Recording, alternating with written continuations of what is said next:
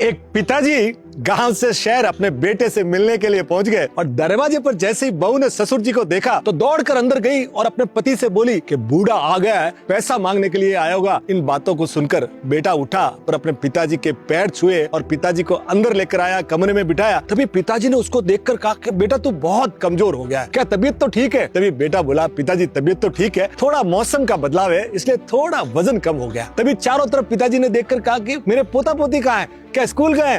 तब बेटे ने कहा नहीं पिताजी आज छुट्टी है, थोड़ा बाहर खेल रहे हैं। तभी दोनों पोता पोती खेलकर अंदर आए और अपने दादाजी के गोद में जाकर बैठ गए। दादाजी ने खूब प्यार किया और इतने में बहू ने अंदर से चाय बनाई और अपने ससुर जी को दी। पहला घूंट पीते ही उनको पता चल गया कि ये नेचुरल दूध की तो नहीं है, ये कोई पाउडर के दूध की है। और 2 घूंट चाय पीकर कप को पलंग के नीचे सरका दिया और अपने बेटे से हालात पूछने लगे। तभी बेटे ने कहा ठीक है पिताजी सब कुछ अच्छा चल रहा है। पर पिताजी ने अपने पास बुलाया तो वो सक पकाता हुआ आया और जमीन पर ही बैठ गया और गर्दन भी ऊंची नहीं कर पा रहा था क्योंकि हालात उसके बहुत ज्यादा खराब थे। उसको ये डर लग रहा था कि कहीं पिताजी उससे पैसे नहीं मांग ले। और यही बातें सुन रही थी गेट के पीछे छुपी हुई बहू की, यदि आज बूढ़ा पैसा मांगेगा तो इनसे जवाब नहीं दिया जाएगा तो मैं ही जाके आज जवाब दे दूंगी। वो सोच ही रही थी कि तभी पिताजी ने कहा बेटा सब कुछ समझ जाता हूँ, बाप हूँ तेरा, तेरी माँ रोज मुझे कहती है कि मेरे बेटे और बहू पोते पोते के समाचार लेकर आओ। 4 महीने से कोई समाचार नहीं आया तो बहुत ज्यादा घबरा रही थी, इसलिए मुझे आना पड़ा। काम तो घर में बहुत फैला हुआ है, मजदूरी नहीं मिल रहे हैं, फसल की कटाई चल रही है और मुझे वापिस शाम की ट्रेन से जाना है। पर बेटे ने कोई जवाब नहीं दिया। पिताजी ने अपने कमीज के अंदर वाली जेब से 500 रुपए की 2 गड्डियां निकाली और अपने बेटे की तरफ हाथ करते हुए कहा बेटा ये लो, अब की बार अपने चने की फसल अच्छी हुई है, घर में मजे हैं, कोई तरह की कमी नहीं है। तेरे हालात बहुत ज्यादा खराब दिख रहे हैं, कमजोर बहुत हो गया, कुछ खा लेना, बच्चों को भी अच्छे कपड़े दिला, अच्छे स्कूल में एडमिशन करवा और बहू को भी अच्छे डॉक्टर को दिखा दे। हम तुम्हारे लिए ही तो कमा रहे हैं, अगर तुम ही अच्छे नहीं रहोगे तो हमारे कमाने का मतलब क्या निकलेगा? और यदि तुम्हारा यहाँ काम नहीं चल पा रहा है, शहर में धंधा नहीं चल रहा है तो गाँव लौटा, अपने कोई कमी नहीं है, अपने पुश्तैनी खूब जमीन है, उसमें कमा कर खा लेंगे। तभी उसके आंखों में आंसू गिरने लगे और वो पिता की गोद में सिर रखकर रोने लगा। तभी पिताजी बोले जब तक मैं जिंदा हूं ना तब तुझे आंसू गिराने की जरूरत नहीं है।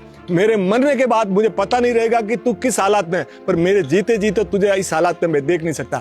तभी पिताजी ने बेटे को गले लगाया और अपने गांव की ओर निकल पड़े। ये जाते जब बहू सुन रही थी तो वो हक्की बक्की रह गई कि उसने भी इस दृश्य को देखकर उसकी आंखों में आंसू निकल पड़े। वो क्या समझ रही थी और वो क्या निकले। तो कई बार है ना साहब, अपने तो अपने होते हैं।